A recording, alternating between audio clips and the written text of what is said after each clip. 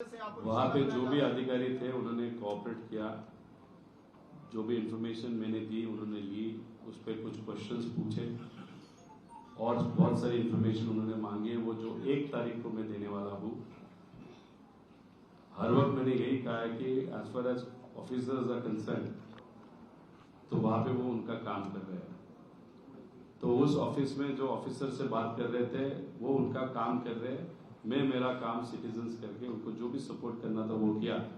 लेकिन अगर आप महाराष्ट्र की जनता को पूछे या इंडिया की जनता को पूछे कि ये जो चल रहा है वो क्यों चल रहा है और इलेक्शन के वक्त ही क्यों चल रहा है, तो शायद ये जो नागरिक है, जो कॉमन मैन है, वो कहेंगे शायद इसमें राजनीति हम सबको दिख रही है।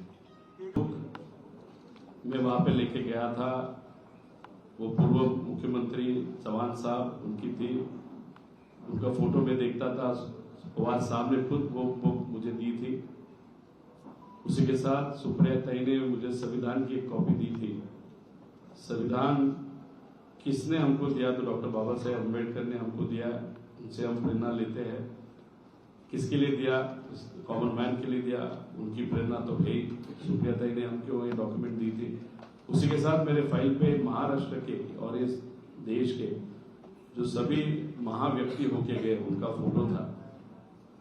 तो 12 घंटा जो मेरी इंक्वायरी चली उसमें से आधा घंटा शायद या 15 मिनट लंच के लिए टाइम था। बाकी time continuously question and answer चल रहे थे। इसलिए बुक पढ़ने का टाइम वैसे मुझे मिला नहीं। कंटिन्यूअसली क्वेश्चन एंड आंसर चल रहा था, इसलिए उसमें ज्यादा मैं बिजी था। और दूसरी बात, ये जो केस है एक कॉमन केस है, किसी एक कंपनी के विरोध में नहीं है, एक प्रोसेस के खिलाफ है। प्रोसेस किसने की थी? बैंक ने की थी। और जो भी पीआईएल थी वहां पे जो डायरेक्टर्स थे उनके खिलाफ था। मेरा कारखाना डायरेक्टर्स के वक्त बेचा नहीं गया था, प्रशासक जब था तब ये प्रोसेस हुई थी।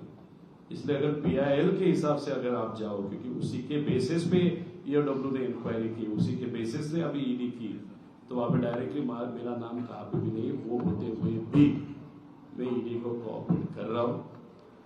इसलिए और डिटेल इंफॉर्मेशन चाहिए तो और एक बार मेरा इंक्वायरी पूरा डॉक्यूमेंट्स में ईडी को देता हूँ। उसके बाद जो भी आपको चाहिए वो डिटेल में आपसे मैं बात कर सकता हूँ। शिवसेना के वरिष्ठ नेता सर कह रहे हैं कि आपके मामले में बड़ा घोटाला हुआ है।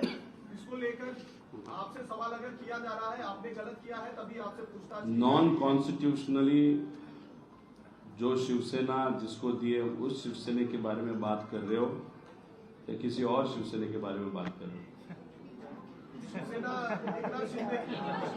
मतलब कॉन्स्टिट्यूशनली जिनको गलत तरीके से पार्टी दी उसके बारे में अगर आप पूछ रहे तो फिर शायद आप सिरसाट के बारे में बात कर रहे होंगे।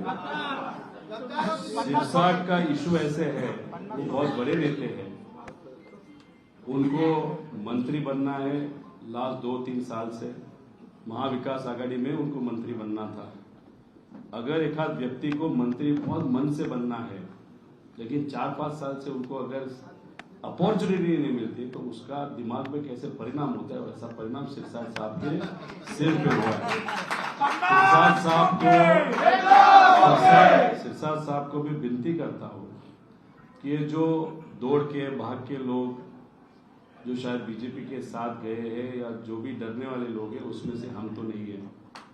इसलिए हमारा केस अलग केस है। हमारे केस पे हमको कॉन्फिडेंस है। इसलिए आगे जाके अगर आप मेरी बेइज्जती करने के लिए कोई भी आंकड़ा आगे लेके आओगे और मेरा नाम खराब करने का प्रयास करोगे तो वकीलों के माध्यम से उन पे हम कार्रवाई भी कर सकते हैं। इसलिए इसके पहले छोड़ दिया आपको, इसके आगे अगर आप कुछ करोगे तो हम आपको छोड़ेंगे नहीं।